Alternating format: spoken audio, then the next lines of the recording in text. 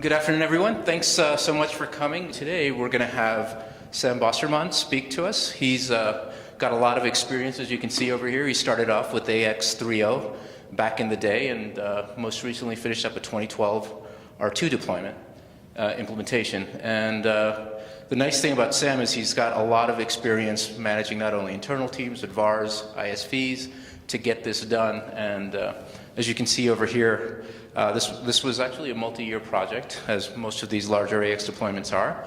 And what he's going to cover will be around what they did to be able to get a 1,500-seat deployment going across multiple geographies, making sure that they could do it on time, on budget, and then also to be able to do it with a level of accuracy, because they were really implementing an Agile development methodology.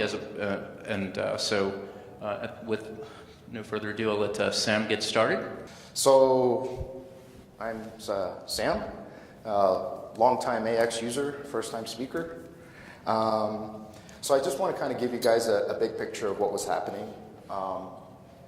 Obviously the ERP component here was AX 2012 R2, but we had a lot of other things going on in this project. It wasn't solely an ERP implementation.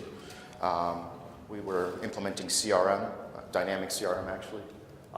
We had a customer MDM, product MDM, a lot of external systems outside of our organization that were part of this whole project. Like Shulman said, 1,500 users. This isn't concurrent users. We were estimating anywhere between 700 and 800 concurrent users at one time in AX. A lot of touch points as well with AX and the other systems. So this was kind of, hey, the big picture. Lot of people involved in this. We had 5 ISVs involved in the implementation. So we had a tax solution, a pricing solution, warehousing solution, EDI, and customer service component. We had about, at the peak of the project, there was anywhere between 55 and 60 project team members. This is spanned across the world, so we had members in New Zealand, Philippines, India, South America, and then across the US. Again, this is at the peak. This isn't how the project started. We had, at one point, at the peak of our project, we had 40 developers' workstations.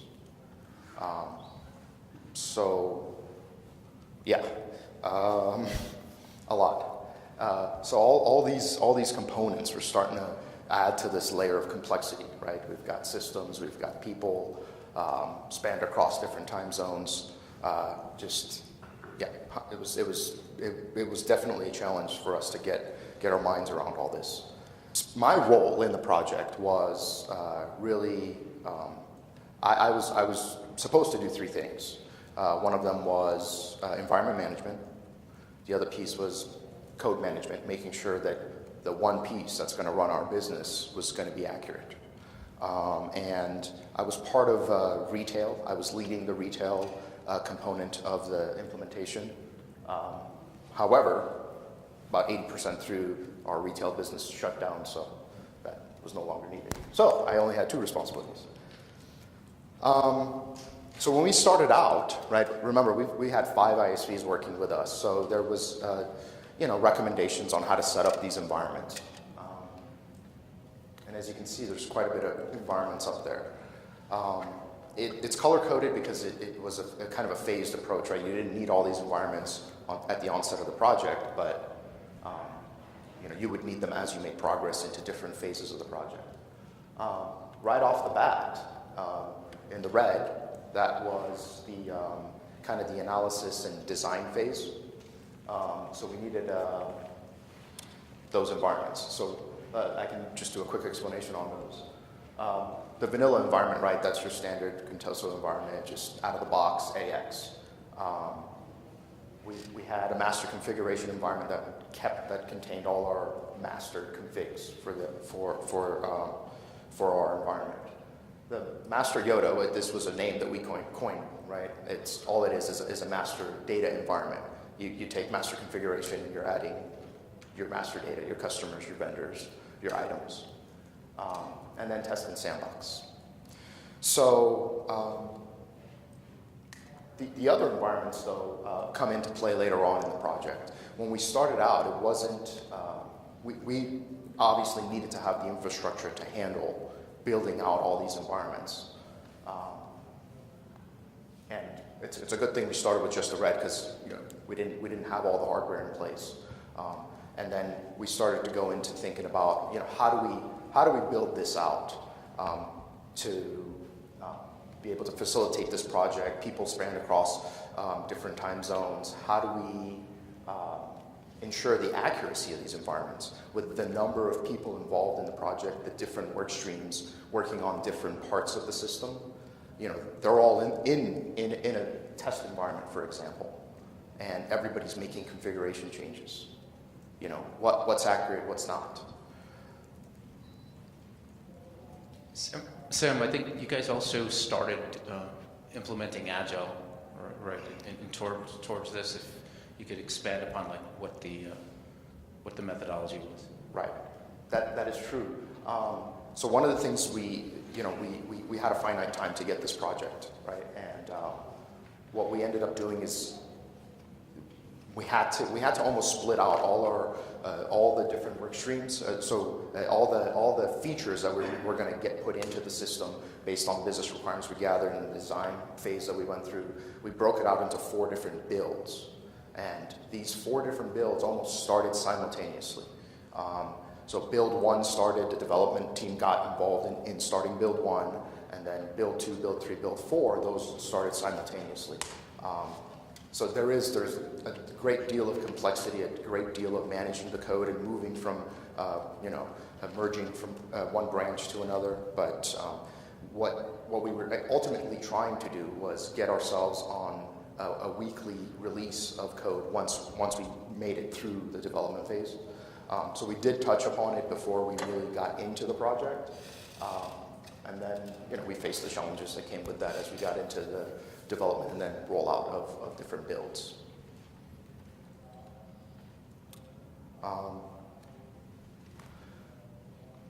So, how are we going to build this up, right? And all the different environments that we have up there. You need to have a data migration environment, a security environment. We were implementing 2012 R2. We started out on CU1 and then upgraded to CU2.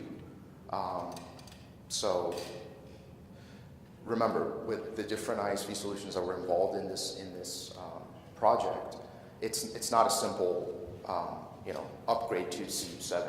There's definitely a lot of code merge activities that take place. Why?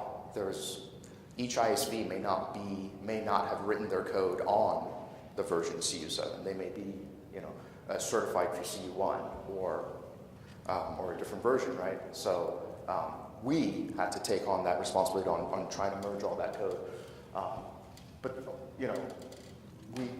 in thinking through how to set these environments up, one of the methods was this, right, where you have a shared resource, right? So you break out your AOSs up top, right? You have your application servers that are data migration, and they represent the different environments. And then where you can, you share the environments. For example, share resources like SQL, right? Having one SQL instance that houses all your databases, right? All the AX databases for the different environments. Your terminals, servers, your clients, so you can share those, and then any external systems, either existing servers or any other applications that you had in the business that you integrate with. So this was the project team, and with our partners, this is kind of the recommendation that came out, based on the hardware that we had, and obviously we knew we had to make some changes there. We ultimately ended up not following this recommendation. What we ended up doing was a little bit different. What we ended up doing was, what we tried to do is replicate what our non-production ecosystem, our non-production AX ecosystem, we wanted it to look like what production would. So we wanted it to have that multi-tier, right? We wanted to have a SQL, an AOS, and then the client tier, and then segregate those in its own, each environment to have its own just set. So for example, a test environment has its own dedicated instance of SQL. SQL, you have your AX database, your application. The client tier we shared. We had terminal servers, 5, 6 terminal servers that the project team logged into and then accessed the different environments. TFS, an absolute must in an implementation of this size, right? 40 developers, you have to have that source control, developers' workstations. The idea was the challenges, right? Actually, some of the challenges we ran into was how to spin up these environments very quickly. So we started to try to take advantage of some of the virtualization technology out there. We were running on Hyper-V, and so we got six host servers to house all our virtual environments, and we virtualized everything. One of the things we did was, the challenge was to try to get the operations team to build these environments out, to build them out. It's time consuming. They start from scratch, build the OS, put all the patches on there, then hand it over to the project team. We'd go in and start installing the AX components, and it wasn't just AX, right? We had many other ISVs involved, so there's many other things going on within one particular environment or one server. For example, we had file system DLLs that we had to install. So what the challenge was, how do we do this so that all our environments all end up looking the same? And so, yes, we definitely did the virtualization. We did do a lot of manual work just to get the couple of the environments up. We also included, so one of the things was we would create a virtual environment, right?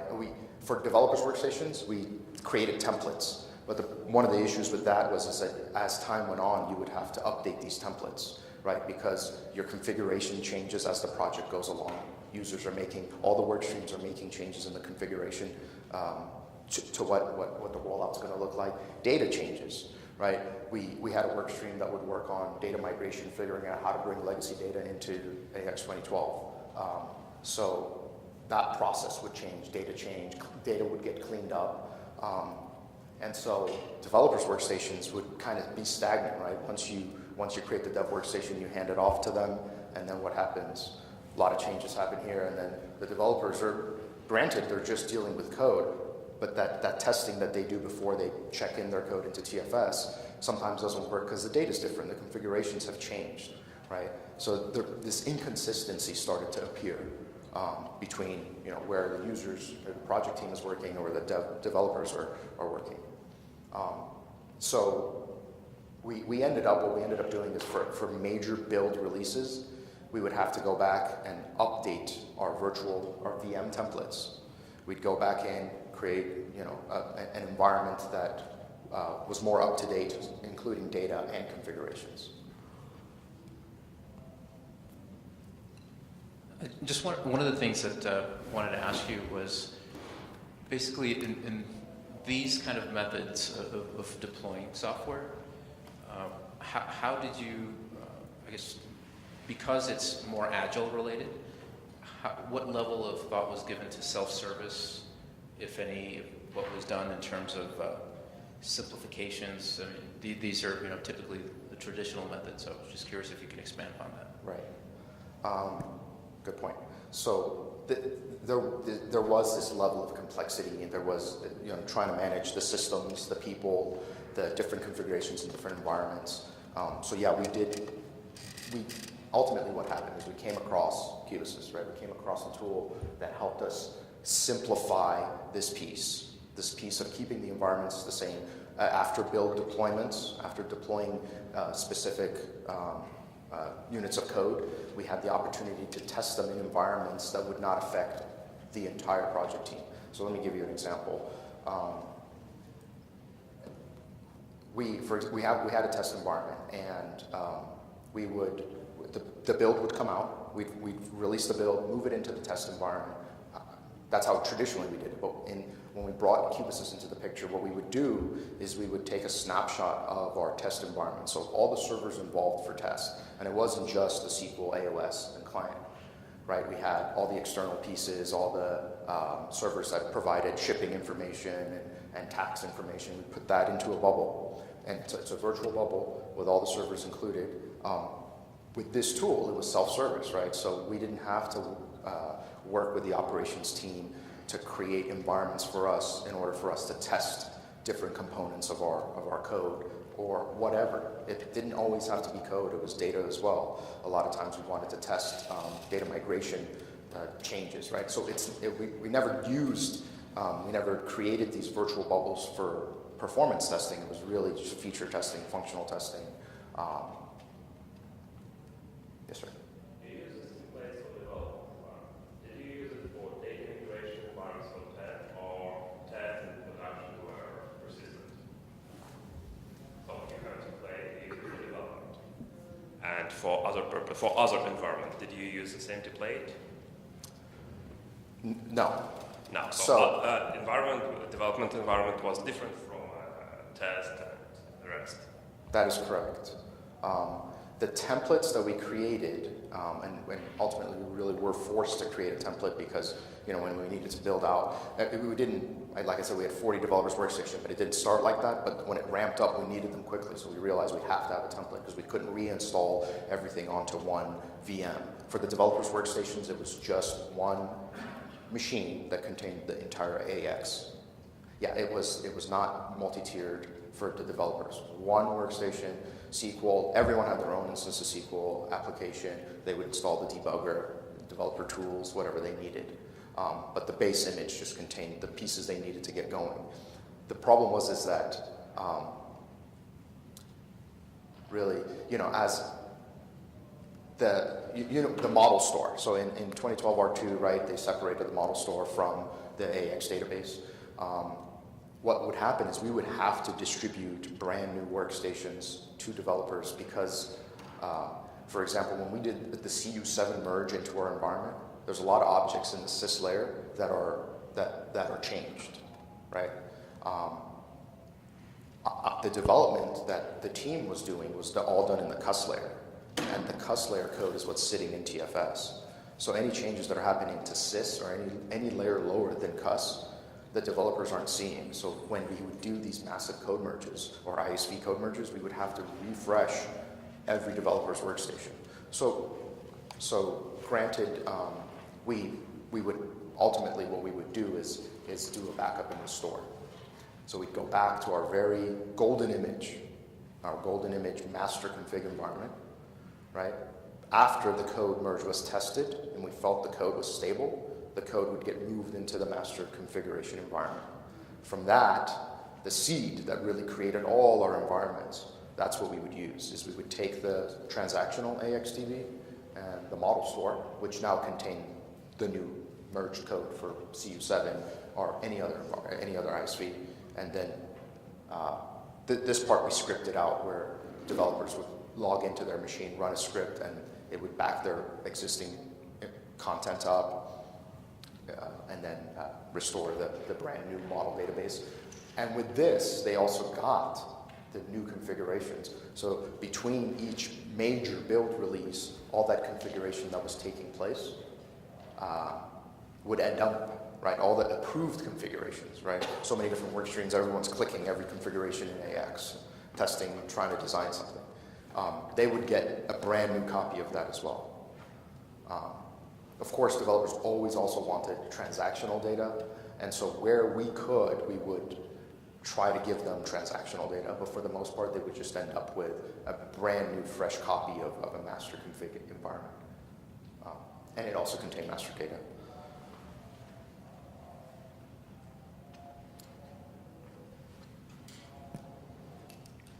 So you've got the traditional method, I guess.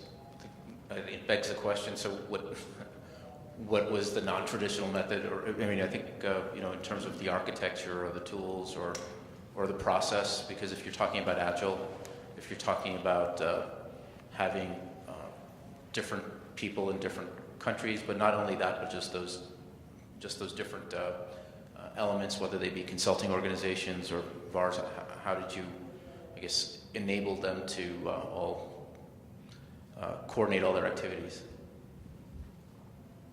That in itself was definitely a challenge. Really, where we got to after releasing the initial builds, there's this piece of trying to any bugs or defects that come out of that release. We needed to, track down, troubleshoot, resolve, triage basically. That's the piece that when we got into this phase, we started to realize with the number of people involved that we needed more than just the initial set of environments that we thought we needed. Again, there's a lot going on, and we couldn't always troubleshoot in our sandbox environment or test environment, right?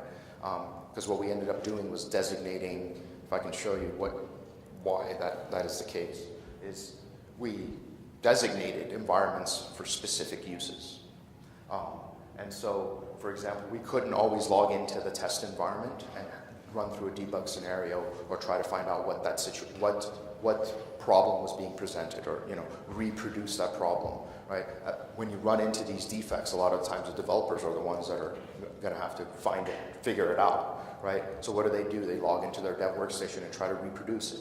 Now, what's going on? Sometimes the configurations aren't set up the same, right? Even after we did all these templates and refreshed their dev workstations, configurations are changing on a daily basis with the number of people involved. So they really need to do it in this environment. This is where we used this tool, right, to simplify this process. The tool that we didn't have to reach out to any other department in the organization to ask to duplicate or clone an environment. And in Hyper-V cloning, right, that was an option that we looked at. That required really some in-house expertise, somebody that knew how to clone environments, change IPs, right, which changes if we had IP configuration inside the AX database, right, we'd have to go into AX and change configurations. Do not point to this point here. Some of our ISVs actually, the configuration parameters where it said, where do I look for to make a web service call to get tax? It was IP driven versus, yeah. So, we had to deal with what we had. When we looked at Kubisys, right, Kubisys is ultimately this tool that we use, and we would point it to any environment, and we would pick and choose the servers that we needed for a particular test. So we would look into our test environment and say, there's a defect that's been reported. The end user that just tested the release of build 1, right, the functional consultants tested it, the functional team tested it, then it goes to the end user. They identified something that nobody else caught. We would capture that test environment, so the multi-servers, we would capture it and throw it into a bubble, a complete safe bubble, right? And we would allow our developers, other team members to log into this new bubble and troubleshoot that problem. And in the troubleshooting, they have to change configurations, they have to run debugger. They're really trying to triage and figure out what the problem what the problem was. We did all that without affecting this environment, without affecting other work streams that are testing in test. Could you speak to the security aspect? Because when we talked about some of this, you mentioned challenges when you're doing security testing versus also some of the. I think there was also items related to the different database changes, right? So whether it be the transactional data versus the master data, what were some of those challenges that you all were trying to address? Right. So security, for one, we did actually have a component in the project that was related to security. So we are a public company, so we had to have specific SOX compliant rules in our system at the end of the day. Security was tricky, right? You couldn't really apply it to the environments that the entire user base is in, your project team, right? Because it would affect everything. In this situation, right, we would create a Kubisys environment, and in that environment, we would apply our security objects into that environment. Now, really, what we were doing was in a developer's workstation is where all the security development takes place. We're changing security objects, creating objects.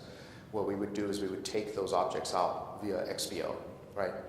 And then import them into our Kubisys bubble. And then it was ultimately, we had the ability to create environments, duplicate environments on demand without affecting what was going on in the current work streams. So we had the security environment created, boom. Anybody that's part of the security testing group would log into that environment and do the security testing without affecting what's happening here. So it allowed us to run a lot of these processes concurrently without affecting the existing environments, without having to rebuild just virtual machine environments, right? So this was it. This is how many environments we had, and then we just kept cloning them and then using them for different purposes. The testing and issue triage was really the piece that helped a lot, because before major build deployments, we could deploy it into a Kubisys environment and see the effects of it. So it always gave us that ability to test out what if scenarios. How is this going to affect the team that's working on the project. So inside the environments, do you have to worry about service virtualization? I mean, because I know, in many instances when you're deploying something into your environment, and if you can't have those services, how much did you use in terms of service virtualization? How much did you use in terms of your actual production? And so, everything for our non-production AX ecosystem was virtual. These snapshots that the tool with Kubisys we would use, it's all encompassed everything that we needed, right? There wasn't any other configuration changes we needed to do. There wasn't any other IP changes or anything like that, because it was an exact, the entire, even the networking piece of the bubble was all set. It was identical to what it would look like in our real production environment. Just so you know, we did actually have an AX 2009 production system that was running, and the business was using parts of that, really just the AP, AR modules, just really finance was really involved in that. That was, and we had HR in there. A lot of the times, being on the customer side, end user, right, I was involved in the project and in production support, right? So I would even use Kubisys to take snapshots of my production environment and debug processes that would happen there. Is that what you're asking? well, I was just thinking more along the lines of if you have, if there were certain components that you couldn't access, if that was an issue or not. And it appears that it may not have been an issue, but it seems like you did some things for the production environment. Oh, no, okay. There was scenarios where if I created a bubble and I was missing, are you saying if I needed to get external assistance? Absolutely. One of the reasons why we set up our environments to be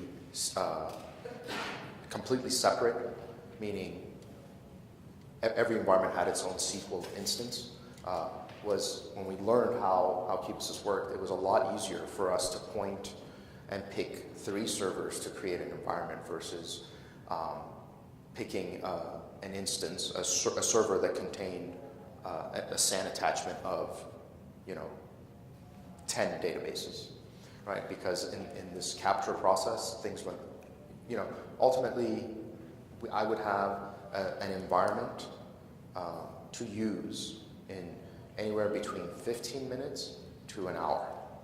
So I would point click 15 minutes later or 60 or 30 minutes or 45, anywhere between that time, I'd have an environment ready to go.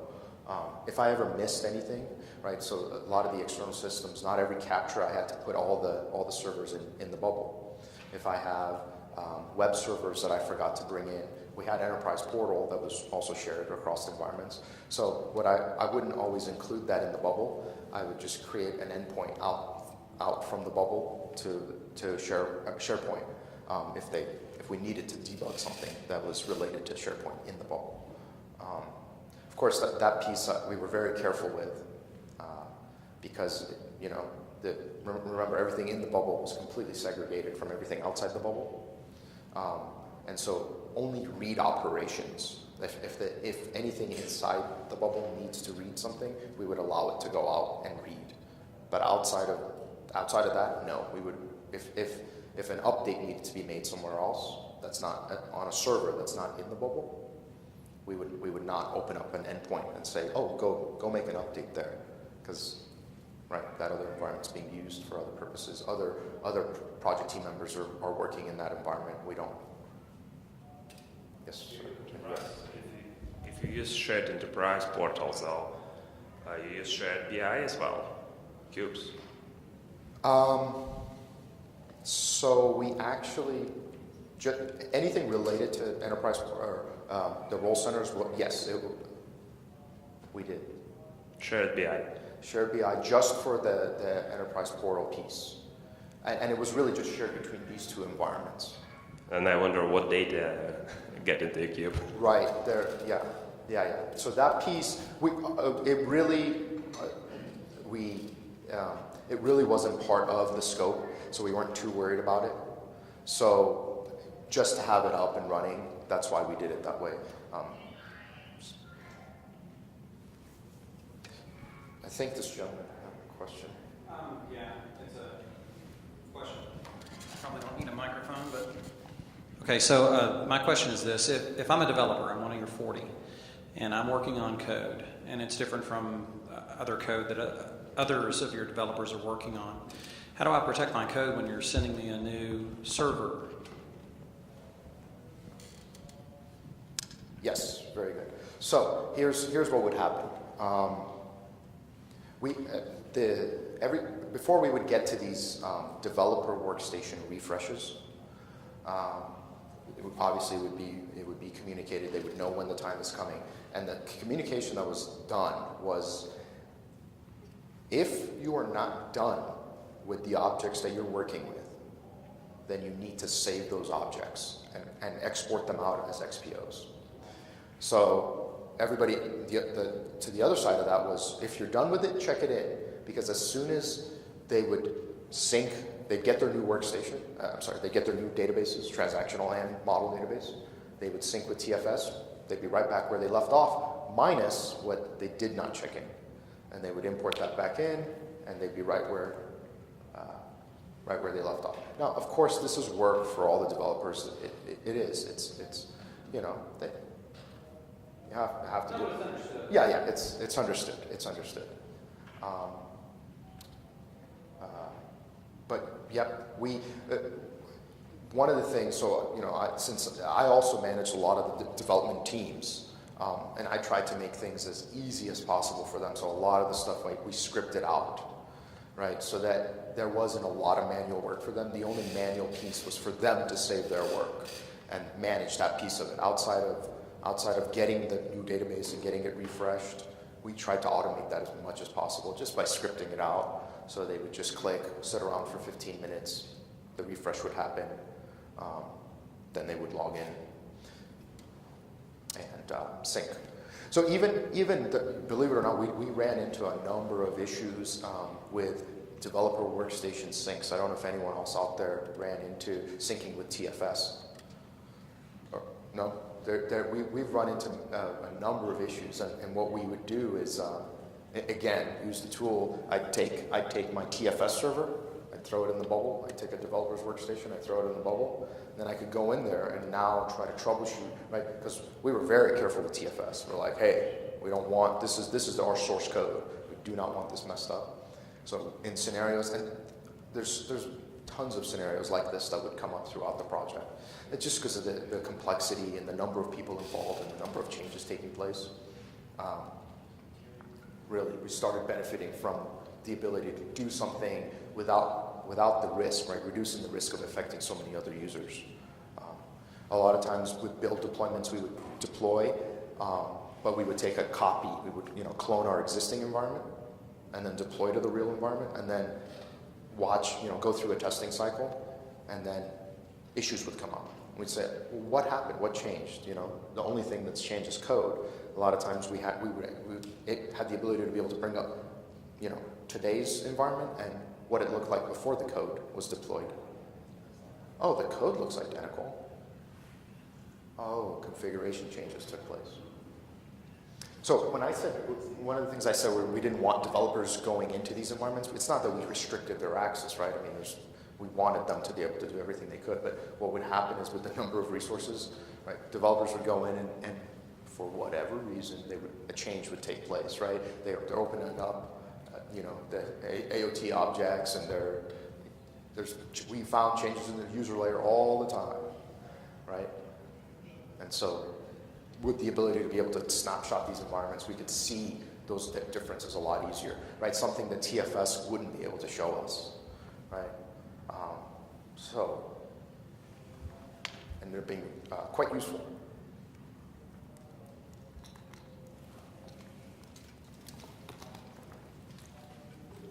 All right.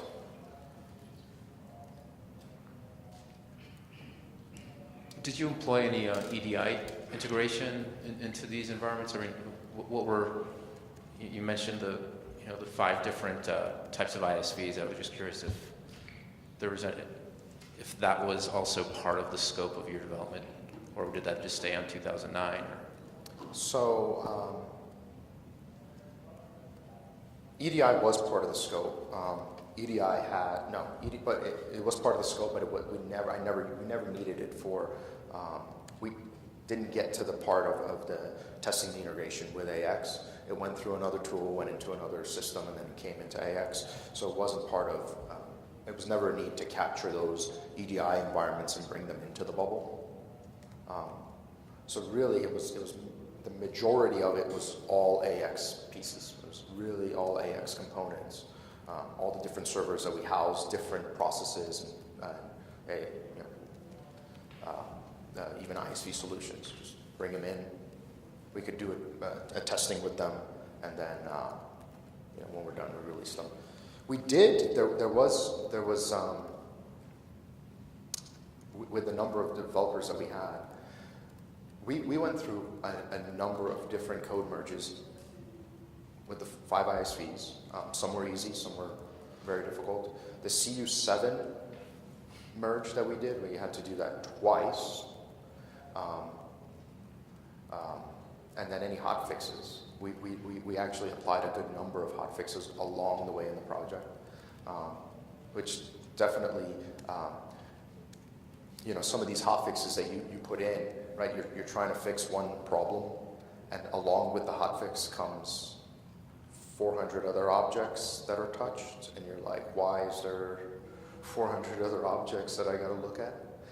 So when we ran into scenarios like that, we would use Kubisys, right?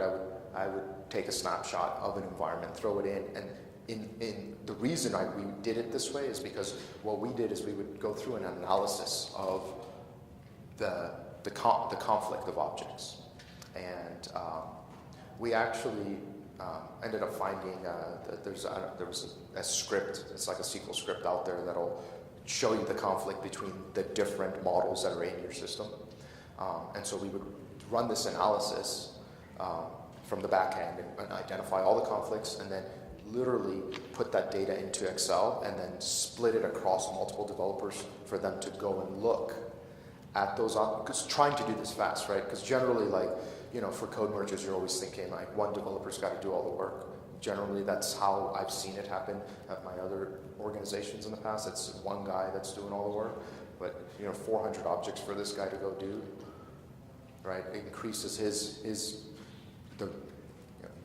his risk of making mistakes, right? He's sitting there looking at objects all the time. So what we would do is we'd separate that list out. So we'd come back and say, oh, we've got 300 conflict objects, right? And remember, we had multiple ISVs. We had two ISVs in the ISV layer. We had another entire layer of the customer service piece in the VAR layer, and then we were working in the CUS layer. So there's a lot of work that needs to be done between, comparing the code between the multiple layers. Although, I'm sorry. So anyways, we get a lot of developers log in, they'd go in and start analyzing, and they would analyze whether a merge was necessary or not. And we had developers at different levels of expertise, right? So our senior developers were the ones that would make the final decisions, but everyone else could actually review the work and say, is it good? Is a merge required? Yes, no, or does it need more eyes? Does it need a senior person to take a look at it to evaluate, what gets merged? And then even sometimes our internal senior people couldn't make that determination. We'd have to reach out to the partners and say, your code does this, and SYS is doing this, so what do you want to do? But what it allowed us is to do that analysis very quickly, right? So we could have multiple teams working on the analysis, and then at the end of the day, the merge would still happen in a developer's workstation, right? It's not happening in that Kubisys environment, but at least we knew what needed to take place. And the reason we started doing this analysis is because, remember I mentioned we did that CU7 merge 2 times. The first time, because again, there was pressure to try to get things done very quickly. One developer was in charge of that CU7 merge, went in, did the merge, right? We deployed, we did the initial testing. Oh, it looks okay. Deployed, and then a month later, it was like, nothing's really working right anymore. What's going on? And you start identifying wait, this object wasn't merged. So we didn't ever want that to happen again throughout the project, and we knew there was going to be other mergers. We knew, we needed to apply other hotfixes. So you clearly used this in the development phase and in the code merges and whatnot. How about during UAT or at least prototyping? Or I guess, how did you ensure that what people got is what they wanted? So that really came down to there is I don't know if I actually explained this very well. I probably didn't, but there was a process that we actually ran, and it wasn't like our weekly sprints where every week a build was generated and deployed, and we went through this process and triage it, and then the next fix it in the next build. There was one thing that actually took place, and it was maybe it would happen. It probably happened 5 or 6 times throughout the course of the project, but this is what we did. It was a complete environment refresh. Complete environment refresh. So, see, one of the things we were doing is that we were prototyping any concept changes here in the sandbox, right? Project leads and internal team, and then these configurations would go through an approval process. So we'd have these weekly meetings where we'd sit down as a project team, and every work stream would get up and say, I have these 4 configuration changes that I'd like to make. Is there any conflict with anyone else? People would say yes, no, whatever, and then it would make it into our master configuration environment. The master configuration environment was really controlled very, very tightly. So the project team didn't actually have. It was very select individuals that had access to that. And I'll tell you why. Because at the end of the day, when we were done, this became production.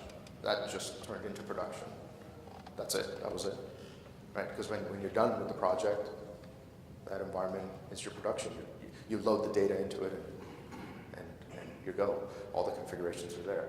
So throughout the project, we would do these massive refreshes. And when I mean massive refreshes, that we'd go all the way back to the very source where all our environments came from. Really, that master config is our golden environment. It was the seed that we planted and created all these other environments. Every environment at one point was identical. So then we would take master config, take a copy of the transactional and model database, and move it into environment master data. We'd put it there, load all the master data via a couple of the different load methods, right? DIXF was heavily used. We used DIXF to load all our items. We had 1.2 million items. Although for these project refreshes, we would load 40,000 items for one company and then release to 4 companies, right? So it was a smaller subset of items, vendors, customers, and then any other master data that was related to that, right? Master data as far as ship vias and payment terms and all that as would get loaded into master config. And then we take that, because remember at this point everything's the same, right? Except master data just has data in it. But the code, your model database, is identical to the environment before it. Then we take that same environment, master config, transactional model, and then go and deploy and override sandbox and test. So at that second, the model database across the board is identical. Transactional database is just slightly different, but we know that configurations are identical across the board. So that process would happen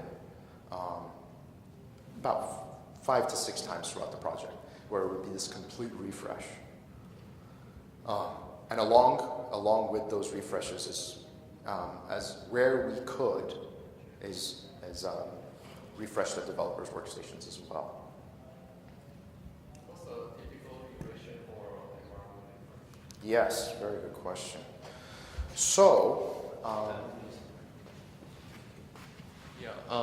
what's the typical duration of an environment refresh? very good question. So the very first time we did this, it took a week. It took a week, and then the project managers weren't very happy, right? Because I said, we could do it in 4 or 5 days, and things didn't go right. So the first time was very difficult. But we really started scripting out exactly what needed to take place, because the first time we did it became this learning process. Like, we forgot this. Oh, wait a second.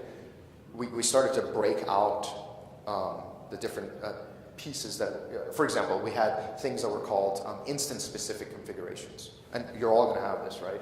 But because if you have multiple environments, I have to have instance-specific configs that are different between the two, because my sandbox server is pointing to my sandbox, other external systems, file directories that I write data to, and then test writes to another place.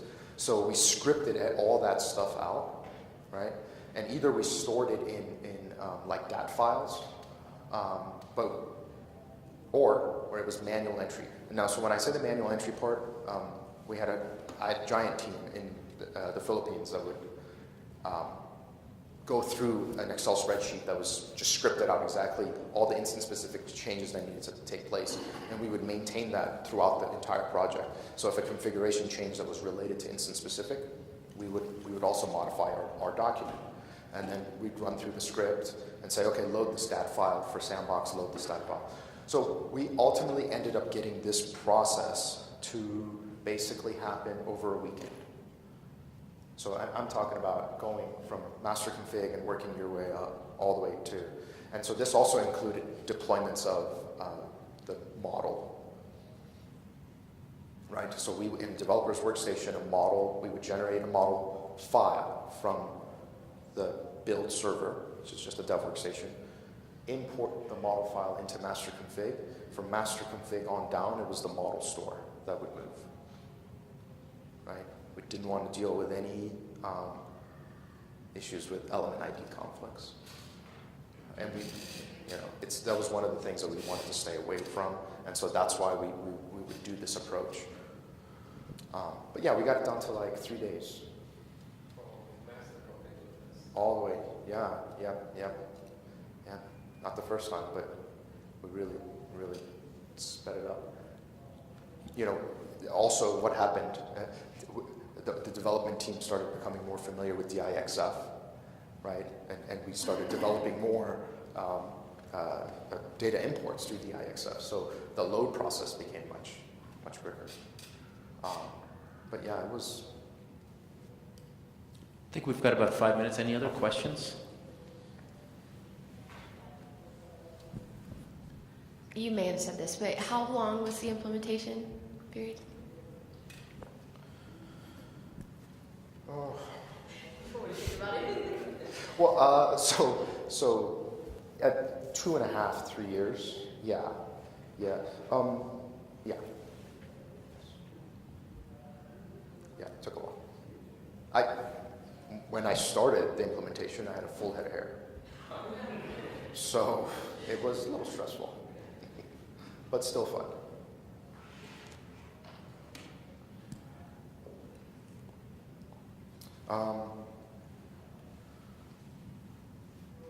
Do you have any key takeaways in terms of people, process, technology aspects of it? I mean, so you spoke to, I guess, the process over here. Yeah. So, yeah, I mean, there was a lot going on with all these different environments, and one of the things I ended up picking up is a confusion from even the internal project team, right? I wasn't too worried about the end users because we were very specific about where they needed to go, but because we had so many different environments, right? I mean, when you looked on the screen, you only saw 4, right?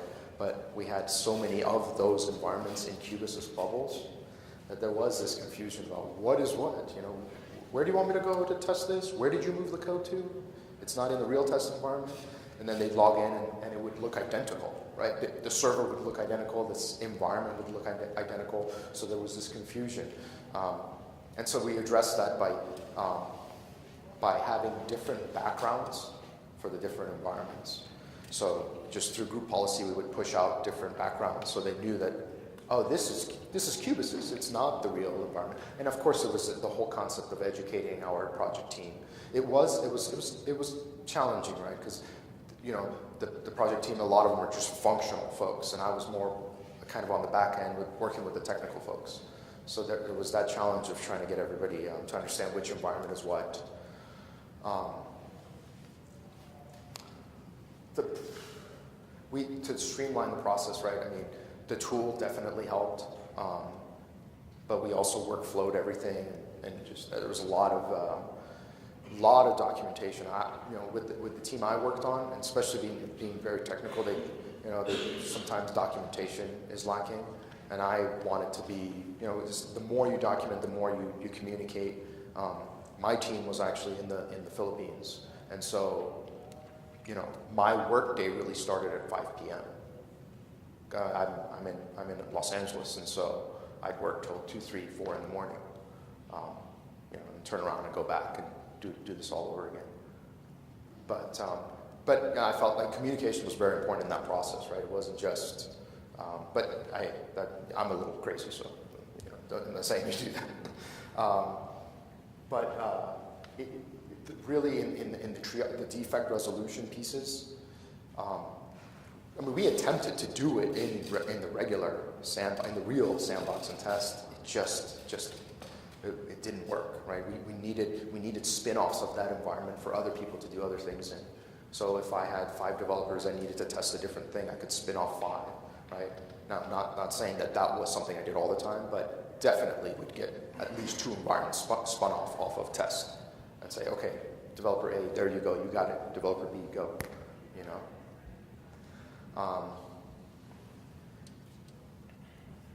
Can I ask another question? So with the bubbles that you were creating, so were they pretty frequent turnarounds? Like if you found the issue, do you just delete it, get rid of it? Absolutely. That's absolutely what I would do. It was great, right? Because remember I said it takes anywhere from 15 minutes to 60 minutes? Because what I was trying to explain is there's 2 pieces. There was one piece where I could do a thin capture of this, and ultimately that process runs a lot quicker. but it's also if anything happens in your network, right? If the network drop, there's some technical pieces to it where you could potentially lose that capture. Although if you have a stable network, you're fine. But I didn't always want to rely on that. I wanted to eliminate that out of the equation. I didn't want network to be an issue. So I would do a thin capture and then literally save it. And once I saved it, I didn't have to worry about any networks.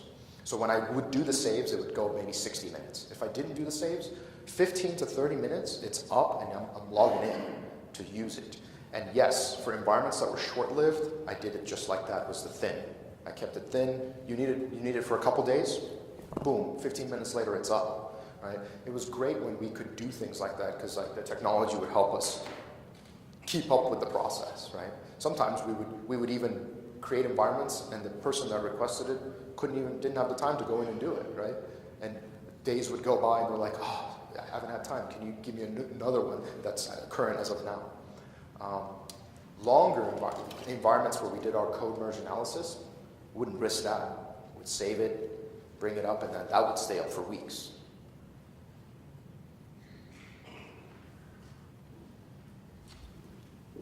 Any other questions?